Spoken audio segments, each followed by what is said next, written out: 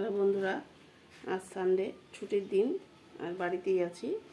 তো ফ্লিপকার্টে বুক করেছিলাম একটা ছবি, সেটা এখন আসলো।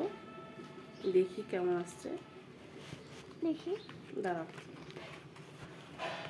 এই যে এটাই খুলতে হবে, এটা দিয়ে। দাদা চাকু না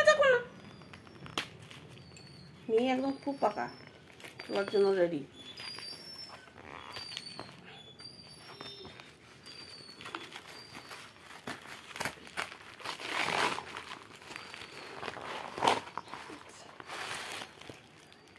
এই দেখো বন্ধুরা, দেখতে পাচ্ছ?